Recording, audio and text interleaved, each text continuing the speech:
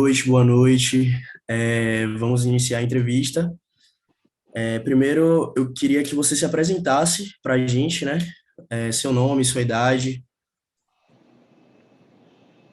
Muito bem, eu sou Marcelo Góes, tenho 49 anos e sou médico. Me formei em 1998 pela Escola Baiana de Medicina. Fiz residência médica em clínica médica, em cardiologia e em cardiologia intervencionista. Então, onde e quando você concluiu sua graduação? Você fez aonde?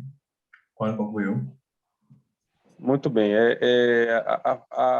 o curso de graduação, já falei, né? Foi na Escola Baiana de Medicina, concluí em 1998.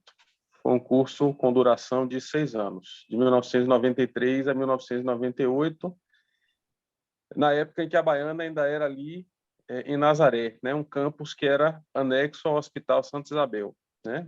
Minha especialização, que foi feita sob a forma de residência médica, foi em clínica médica no SUS Bahia, pelo Hospital Santa Isabel. Em cardiologia, foi no Instituto Dante Pazanese de Cardiologia, pelo SUS São Paulo.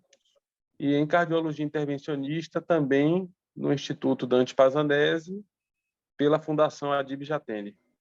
Que na época o SUS São Paulo não tinha a área de atuação na residência.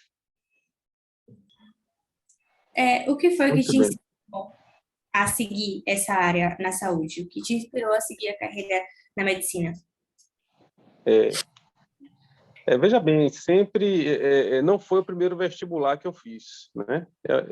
Eu amo minha profissão, não me vejo fazendo outra coisa, mas não foi o primeiro vestibular que eu fiz. Realmente a gente faz o vestibular nos moldes em que ele era na época. Hoje isso mudou um pouco talvez, mas assim nos moldes em que era na época existia uma cobrança muito grande assim do vestibular, do primeiro vestibular, passar no primeiro vestibular.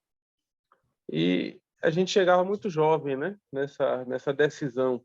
Então, eu fiz o vestibular para engenharia na UFBA, engenharia elétrica, e cheguei a cursar um ano da engenharia elétrica. Mas durante o ano eu fui vendo assim que gostava das matérias e tal, mas que no final das contas eu trabalharia com máquinas, né? E que eu não achei que isso não queria isso para o resto da minha vida, trabalhar só com máquina.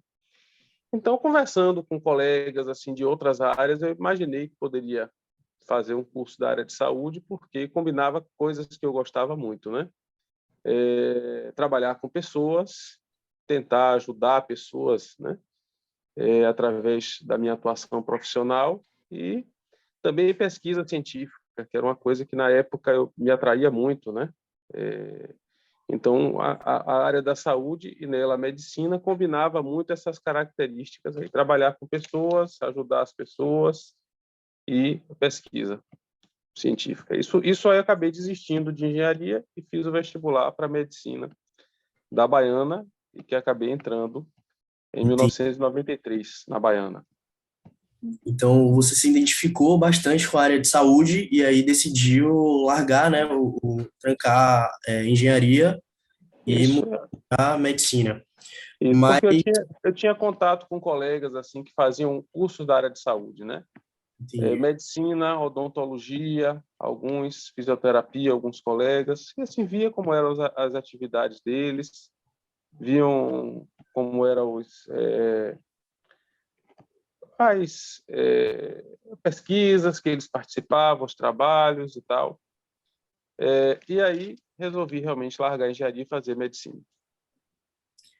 Certo. E dentre todas essas áreas da saúde, por que a medicina? É. Na época, assim, era uma área que me atraiu muito pela possibilidade da pesquisa, de ter mais liberdade para fazer pesquisa científica, né, na área médica, né? Isso, durante o meu próprio curso, mudou muito, né? Hoje em dia, várias profissões da área de saúde fazem pesquisa de ponta, entendeu? A gente sabe que no Brasil ainda é difícil, né? Mas isso mudou muito, tem mudado, né? De forma que eu diria até que o médico que se dedica integralmente à pesquisa hoje é uma exceção, né? A maioria dos médicos está muito envolvido com a assistência, né? Com a área da assistência. Mas na época era o que eu imaginava, assim, pesquisa, carreira acadêmica, não sei, talvez de uma forma até um pouco ingênua, eu imaginava seguir por esse caminho aí. E na época a medicina que me parecia dar mais acesso a isso. Como é o seu dia a dia de trabalho com É a meu dia a dia. medicina? Pronto, eu sou cardiologista, mas dentro da cardiologia eu tenho uma área de atuação que é cardiologia intervencionista.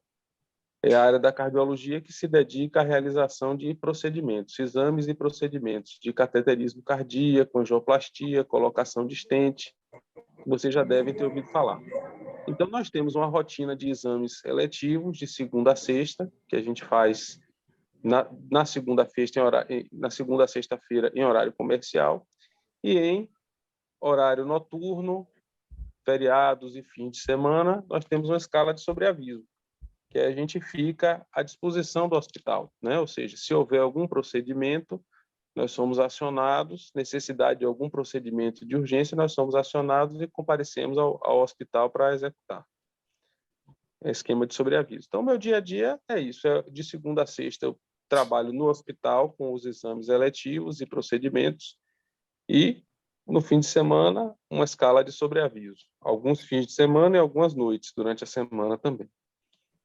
Então é uma correria, né? Bem puxado. É puxado, varia muito, né? Tem semanas que a gente tem mais trabalho, tem semanas que a gente tem menos trabalho, então é uma escala variável, entendeu? Entendi. A gente, como a gente trabalha em equipe, acaba não ficando, a gente se esforça para não sobrecarregar ninguém, né? Sempre está ajudando para não ficar uma quantidade de trabalho excessiva para uns e outros sem trabalho, né? Sim, isso é muito importante. Ainda falando, né, sobre a área específica sua, quais são os pontos negativos e positivos da área?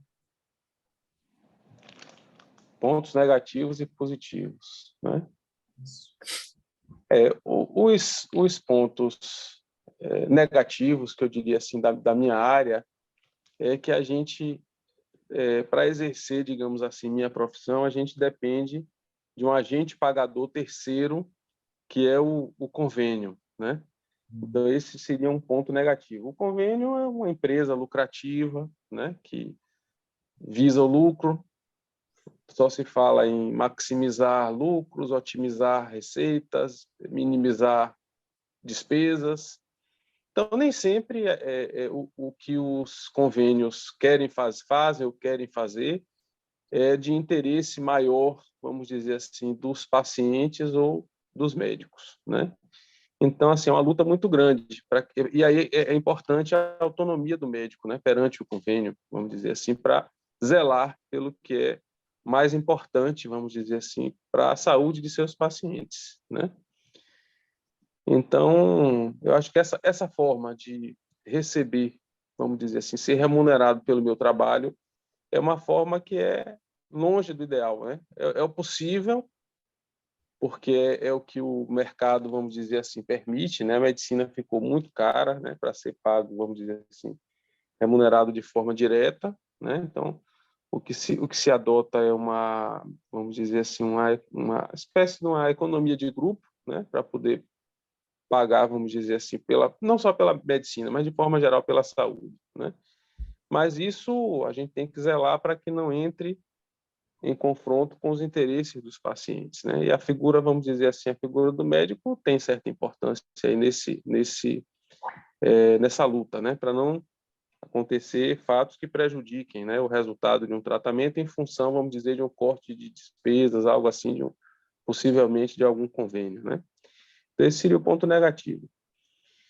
O ponto positivo, realmente, eu acho que é a satisfação de poder atuar junto aos meus pacientes no momento que eles estão assim ansiosos, fragilizados, no momento que é um exame de um cateterismo cardíaco, tentar passar a tranquilidade, executar os procedimentos com toda a dedicação, com toda a tranquilidade, para que, vamos dizer assim, ocorra uma elucidação diagnóstica, uma melhora do quadro clínico, assim, o mais rápido possível e da maneira mais segura e mais confortável possível para eles, né?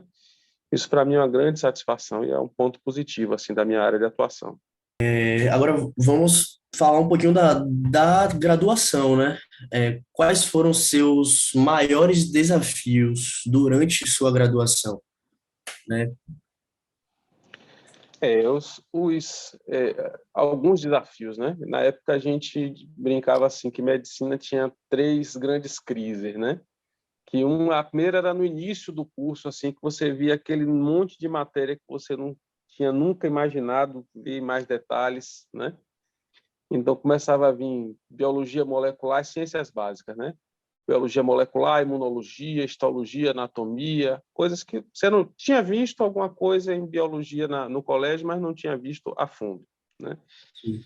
Então essa é aquele choque inicial, né? Aí no meio do curso começava a vir o ciclo profissionalizante a partir do terceiro ano, né? Começava a vir o ciclo profissionalizante. Então, o número de matérias que a gente tinha, né, com as diversas especialidades, ortopedia, otorrinolaringologia, nefrologia, e assim, enfim, a gente começava a ver diferentes cadeiras, assim, começava a ter ideia do tamanho e da responsabilidade que era a profissão diante da gente, né? Que a gente tinha diante da gente.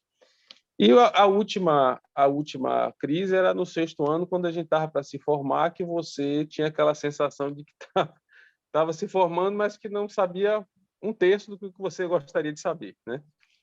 Claro, Sim. isso assim a gente tenta suprir estudando, né? Estudando mais nos últimos 2 anos, né? Porque estuda inclusive para enfrentar a prova de residência e tal.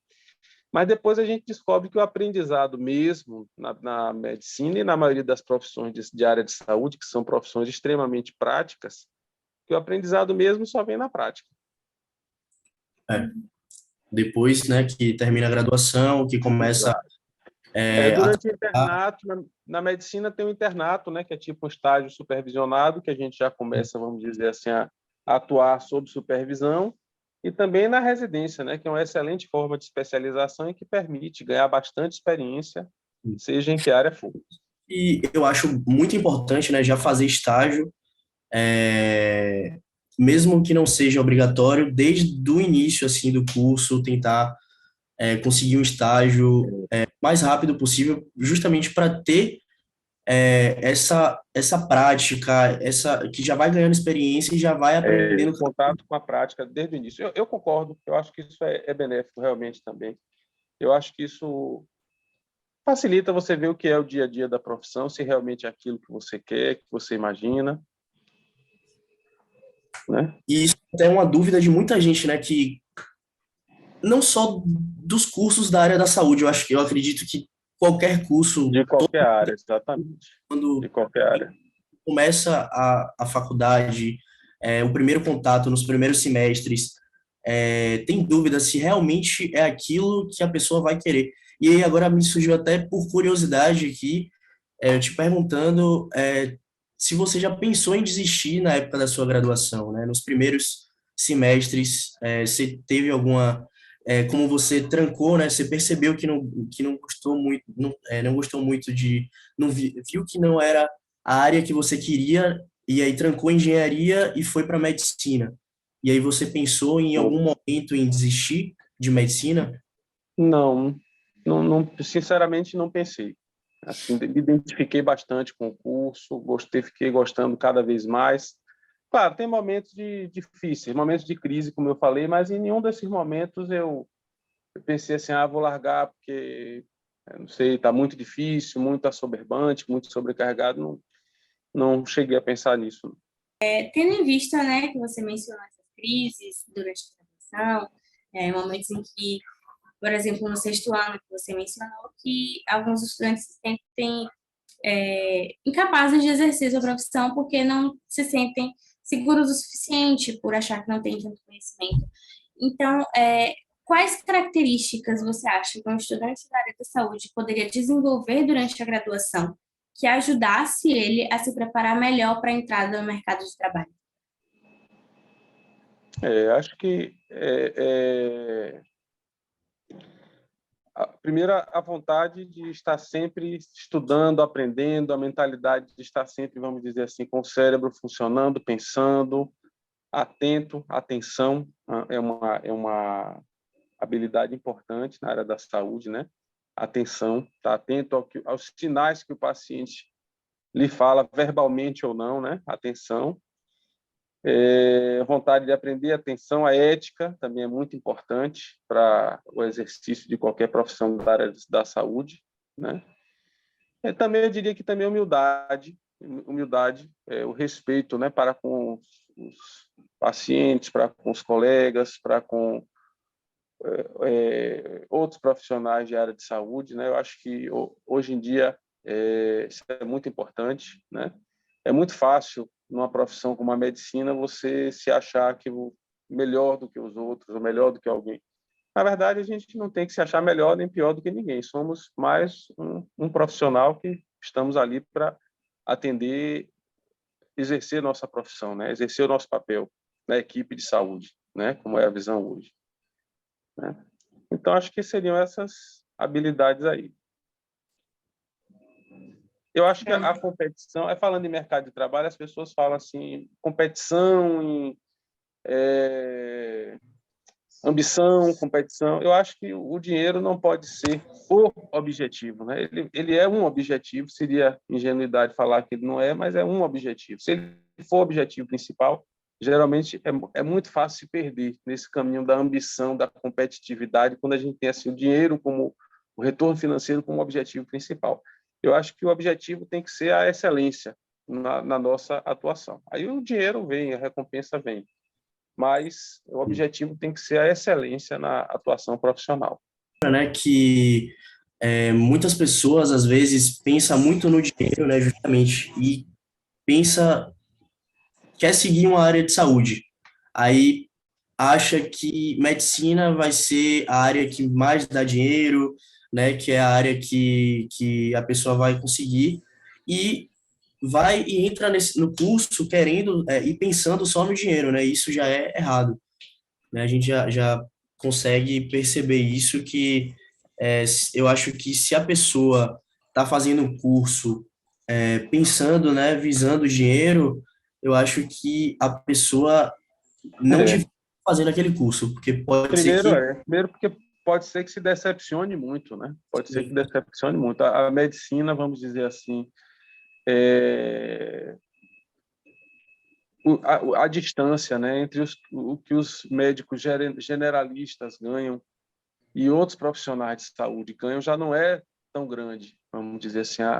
O que eu vejo assim, os médicos trabalhando assim, um número excessivo de horas para poder tentar manter um padrão, manter um ganho financeiro que eles acham adequado e tal. Isso também é outra armadilha que é muito fácil cair, né? Começar a trabalhar excessivamente e, na verdade, o que a gente tem que fazer é lutar pelos nossos direitos, pelos honorários e tal, etc., mas manter o nosso trabalho, o nosso padrão de vida sob controle, né? No equilíbrio que a gente possa gerenciar. Não podemos gastar e nem manter um padrão irreal, né? Isso é uma coisa também que falta, vamos dizer assim, na educação médica, é educação financeira, vamos dizer assim, né?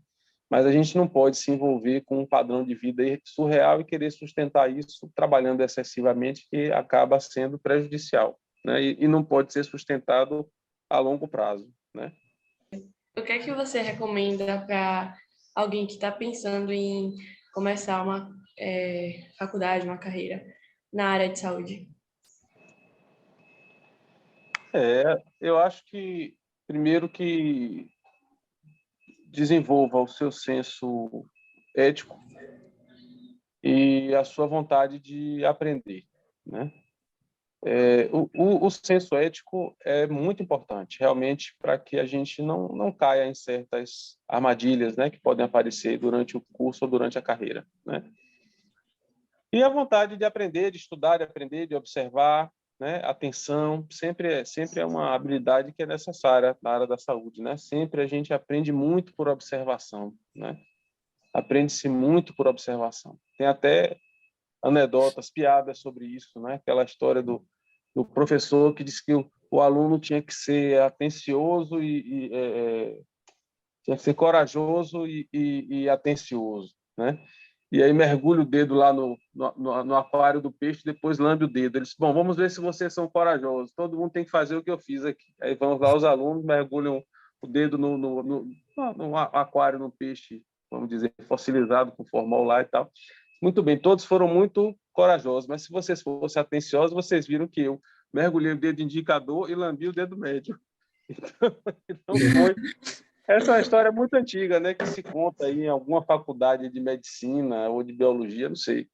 Eu acho que a atenção é importante, né, aprender a prestar atenção nas coisas. Uma coisa chamada aprendizado tácito, né, na área de saúde é muito importante. Quer dizer, é o aprendizado que é impossível ser colocado em palavras, né? Você vai aprender, digamos, a coletar um exame de sangue, você vai aprender a fazer um determinado procedimento em qualquer área de saúde, né?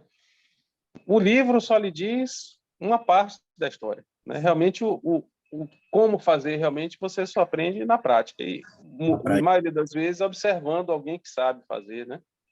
Então, chamado aprendizado tácito é você observar a pessoa e incorporar, fazer igual, né, o que a pessoa está fazendo, né? Isso Sim, vem através da atenção e da vontade de aprender, realmente. E essa questão do estudo e do aprendizado, em qualquer área da saúde, eu acho que não é só durante a graduação, né? Eu acho que é a vida toda. Você já tem que Sim, é a vida entrar toda. no curso É, sabendo que você não vai parar nunca de estudar. com certeza, Que você... esse, É, né? a cada Esse, 2 anos, né? Isso é um dado repetido, assim, algumas estatísticas aí. A cada 2 anos, metade do que se produz de conhecimento médico ou na área de saúde está obsoleto, né? A cada 2 anos, metade da ciência praticamente fica obsoleta. Então, você sempre tem que estar se renovando, se atualizando. Realmente, muita coisa atualizando. que eu tenho 23 anos, me formei em 98. Tenho 23 anos, vou fazer 24 anos de formado. Muita coisa, quando eu pego para estudar, para rever, eu digo, nossa, isso aqui mudou completamente da época que eu era estudante ou residente, mudou completamente a Exatamente. visão que nós tínhamos sobre isso, sobre esse assunto, né? Às vezes até a forma de aprender, né? Antigamente tinha uma forma, hoje em dia Exatamente. A forma de estudar medicina, de aprender, mudou muito. Aprendi muito anatomia com o cadáver, né? Hoje é com modelos e também através de software, né? Eu não sei, eu acho que talvez até melhorou, realmente, assim, porque o cadáver, às vezes, a gente não tinha cadáver suficiente para todo mundo, não tinha peças suficientes para todo mundo, e a gente estudava, assim, aprendia em cadáveres que já tinham sido manipulados centenas de vezes, entendeu? Às vezes já estava, assim, se decompondo, a gente tentava ver as estruturas, mas não conseguia. Enfim, eu acho que melhorou.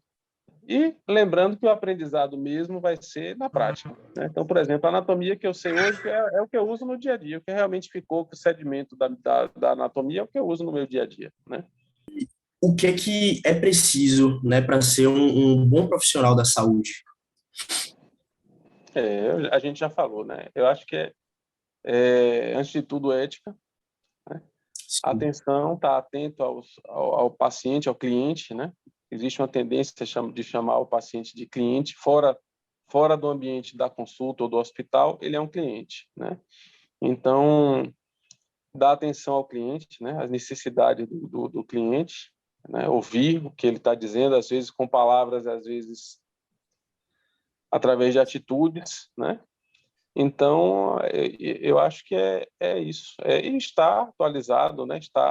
Ter humildade, às vezes, de se surge uma situação que você não tem, vamos dizer assim, experiência, você chama um colega para lhe ajudar, você vai pesquisar.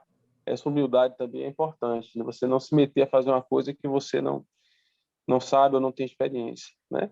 Mas eu diria que é isso, é o senso ético, a atenção e essa humildade de saber que ninguém é dono da ciência, que ninguém é dono do conhecimento e ninguém sabe tudo, né? Então, é claro, estudar, se atualizar, mas ter consciência de que pode chegar lá um dia o caso que você não se deparou antes, né? uhum. Então, né, para finalizar, como foi atuar na pandemia? Foi muito difícil. Realmente foi uma situação que a gente nunca tinha se deparado antes, né? No início, assim, com todas as incertezas que nós tínhamos, né, com relação à pandemia, qual seria a nossa exposição na pandemia, né? No início falou-se muito em talvez os médicos de outras áreas precisem dar plantão em emergência, precisem atuar em UTIs, né, devido talvez à falta de profissionais, porque a gente estava vendo isso acontecer em outros países já quando a pandemia chegou aqui, né? E assim, a imensa maioria dos colegas que eu conversei disseram que se houvesse necessidade, que topariam fazer isso, né? Atuar em emergência e tal, etc. A grande maioria dos profissionais de saúde que eu conversei falou que toparia, que se tivesse condições físicas, iria, não recusaria. Enfim, mas havia com relação a isso assim muitas incertezas, né? Qual seria o efeito, o impacto da pandemia nos profissionais de saúde, né? Claro que a gente já chegou aqui com uma certa vantagem, porque quando a pandemia chegou aqui no Brasil, já tinha alguns meses, né, que tinha começado na Ásia e na Europa, né? Então, primeiro já estávamos preparados para o pior, né? Muitos colegas da Europa mandaram aquela mensagem assim de estejam preparados para o pior, né? Mas por outro lado a gente via assim que o que se tinha demonstrado é que se a gente, vamos dizer assim, tomasse as precauções ideais preconizadas, né, pela Organização Mundial da Saúde, e a mortalidade, o impacto do Covid entre os profissionais de saúde era semelhante ao da população geral. Então, esse foi um dado que nos tranquilizou bastante, né? Quando chegou essa informação. Tomadas as precauções, que era possível fazer o atendimento e não aumentar, vamos dizer assim, significativamente a chance de óbito, né? Mas, claro, isso teve muitas incertezas, né? Então, assim, foi um momento que a população realmente viu a importância dos profissionais de saúde, né? Então, aquela história de, claro, tudo isso foi muito romantizado, né? Mas, assim, aquela história de bater palmas e tal, etc., para os profissionais de saúde, aconteceu em vários locais do mundo, porque a população viu realmente a importância dos profissionais de saúde. E, realmente, assim, na maioria dos locais, quase a totalidade dos profissionais, vamos dizer assim, nessa hora, vamos dizer assim, não pestanejaram, prosseguiram em seus postos, não abandonaram os postos, né? Prosseguiram fazendo atendimento. Muitos optaram por ir atuar em unidades especializadas em Covid, né? E assim, o que houve na pandemia, o que houve, assim, a notícia que a gente tinha é que houve muita desistência de pessoas que iriam entrar em cursos da área de saúde e que, com a pandemia, desistiram de entrar, inclusive medicina, né? Então, são aquelas pessoas que talvez estivessem indo fazer uma profissão de área de saúde por achar que a empregabilidade é mais fácil. É mais fácil, mas toda profissão tem seus riscos, né? Tem seus ossos, tem seus riscos, né? Então, houve em toda a área de saúde uma desistência, assim, de uma sobra de vagas até. Houve notícias até de que faculdade de medicina, em alguns lugares teria havido sobra de vagas, né, em função da pandemia. Mas isso denota realmente pessoas que não estavam preparadas, vamos dizer assim, para tomar as decisões, né? Existe um compromisso ético, vamos dizer assim, na medicina e em todas as profissões da área de saúde, que é o juramento que é feito quando a gente se forma, né? A maioria dos profissionais que eu conversei, que eu tive a oportunidade de dialogar na pandemia, levava muito a sério esse compromisso ético de não prevaricar diante da oportunidade de exercer o dever, né? Então, assim, isso foi uma coisa muito importante, muito difícil nos primeiros momentos, mas com os dados de que era possível atender tomando as precauções, aí isso foi ficando mais fácil. Depois vieram as vacinas, que ajudaram muito, inegavelmente, quem atende emergência, quem trabalha em UTI, quem estava de uma forma ou de outra na linha de frente, inegavelmente, as vacinas foram assim, um ponto de virada na pandemia, né? E, com isso, a gente foi ficando mais tranquilo, foi ficando mais fácil, né? Hoje estamos aí com 2 anos da pandemia. Claro, a pandemia ainda não acabou e não vai acabar tão cedo no sentido de que nós não vamos mais deixar de ver casos de Covid, mas eu acho que com os avanços que a gente está tendo, né? Novas medicações, novos avanços, aí as novas vacinas, está ficando progressivamente mais fácil, mais tranquilo. Com certeza, né? Com os avanços do estudo, porque até hoje, né, ainda existe essa incerteza, né? A gente ainda está aprendendo ainda sobre esse vírus, Exato. né? Que é um vírus. É um vírus que a gente começou a ter intimidade com ele, vamos dizer, há 2 anos, né? Sim, Enquanto tem doenças que estão aí há décadas, esse vírus chegou tem 2 anos. Então, ainda é uma incógnita muito grande. muito Mas grande. estamos aprendendo a lidar com ele. Eu acho que isso que você falou da incerteza vai muito também do medo mesmo, né? Eu imagino como deve ter sido o medo de vocês, né, médicos, principalmente daqueles que estavam diretamente, né, de frente, atuando com o Covid, né? Então, acho que isso foi um desafio muito grande. Foi um desafio, mas assim, a gente pensa de uma forma que é o seguinte, o medo, claro, a gente não vai ser irresponsável ou louco, entendeu? Agora, a gente não pode pautar as nossas ações pelo medo, né? Então, a gente tem que Sim, pensar naquela situação racional, dizer assim, eu vou me proteger, vou exercer a minha profissão de acordo com as regras, vamos dizer assim, da segurança do trabalho, né? Mas vou seguir agindo, não posso ter medo. O policial pode ter medo de um ladrão, de um bandido? Não pode. Ele, né? Ele está ali para combater o crime. Então, é a profissão dele. Da mesma forma, a gente não pode ter medo das doenças, né? Tem que ter respeito, vamos dizer assim, seguir as regras, né?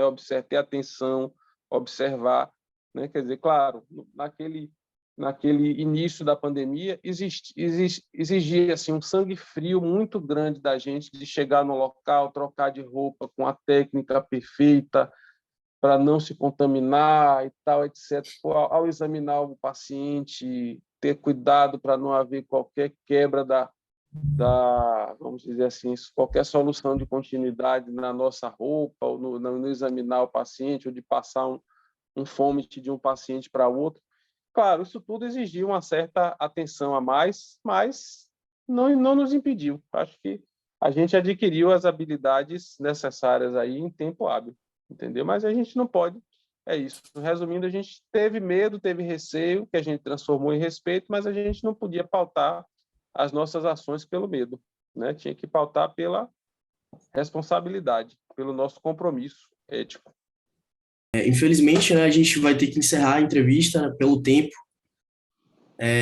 Gostei muito de saber, né, um pouquinho sobre sua carreira, seus desafios, suas dificuldades, os pontos positivos, negativos. Queremos agradecer também pela presença, por ter participado, deixado a gente gravar, né, essa entrevista com você. Então, valeu, muito Nada, obrigado. disponha, estamos à disposição aí e desejo a vocês uma excelente carreira, um excelente curso e uma excelente atuação aí nessa profissão tão bonita de vocês.